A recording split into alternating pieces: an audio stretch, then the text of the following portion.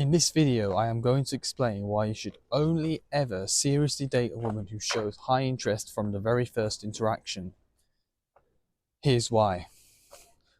Now, a lot of people have been misled to believe by Disney programming that a woman is a person to be won over. That, oh, if you're just nice, if you're always available, if you're a friend first and all that stuff, that she's suddenly going to be head over heels for you over time. Now, most people have tried that tactic before, only to realize they got little to no dating success.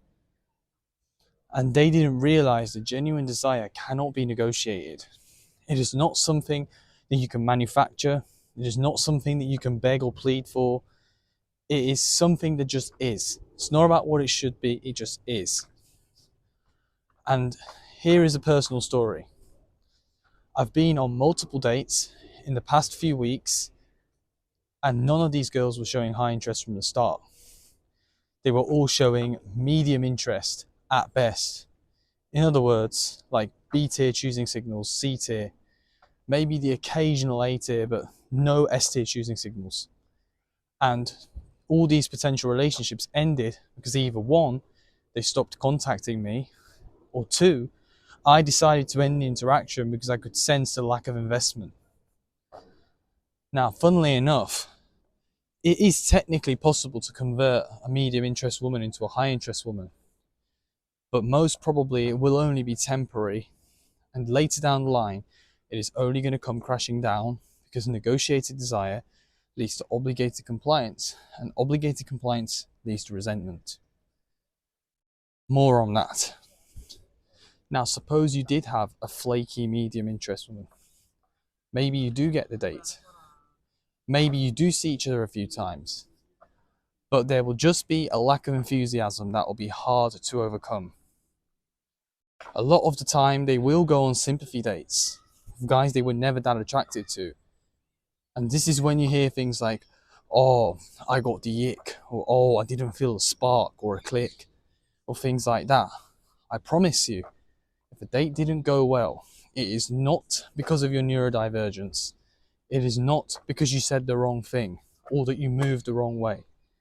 It is because she was never truly that interested in you and just wanted to look for a reason to disqualify you. Now, I'm going to use an analogy so that you can understand it. If you own a business and you only have 500 followers and you sell a product and you beg the 2 or 3 people to buy your product, that's not a very high ROI strategy. It's a low ROI strategy because you're relying on a scarcity mindset.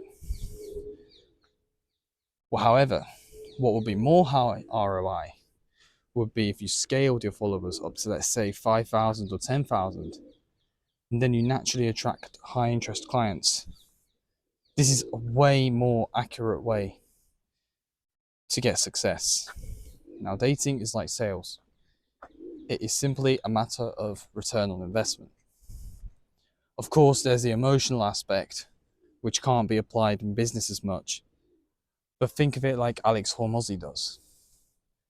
$100 million leads with the magnet. It is way better to attract rather than chase. It is way better to just have a magnetic presence with good photos, good presentation, that will increase your SMV and more women want to come to you. Now, a lot of people might say, oh, but what if you only attract shallow connections, blah, blah, blah. What if there's a good girl who needs to wait? What if she's on the fence and all of that? No. Unfortunately, there's no such thing. And like I said, even if you could, in theory, change someone's mind, number one, 90% of the time it's not going to happen. And two, even in the 10% that you did, it would have just been way better to just find someone who was high interest in you from the start. And if there isn't such thing at the moment, well, that just means that you've got work to do. It's that simple. But most people are doing Gestamaxing out of fear.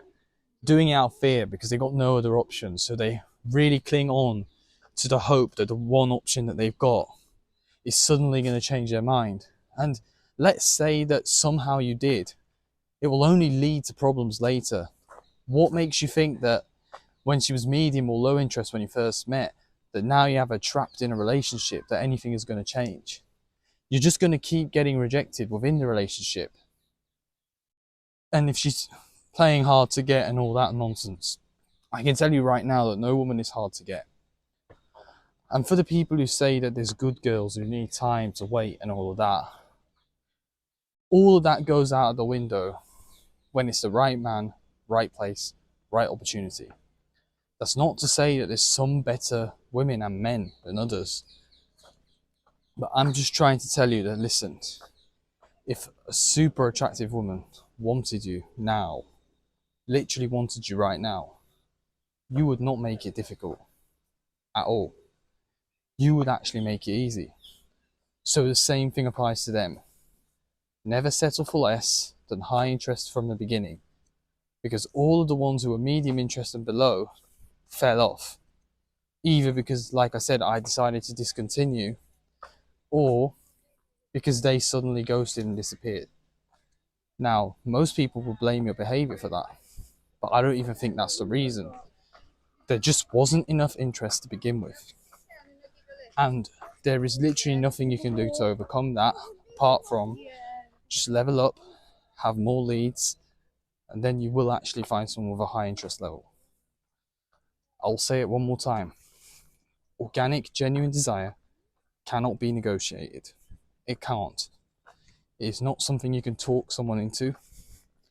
And like I say, even when you can, it's still not worth all the games, all the overthinking, and all of that. If you have to think about whether a woman is interested in you or not, you already have the answer. No. Or at least not enough. I will go into more detail about interest levels some other time. Now, click the link in my bio to access my other social medias, and I'll see you again next time. Thanks for watching. And of course, don't forget to like and subscribe.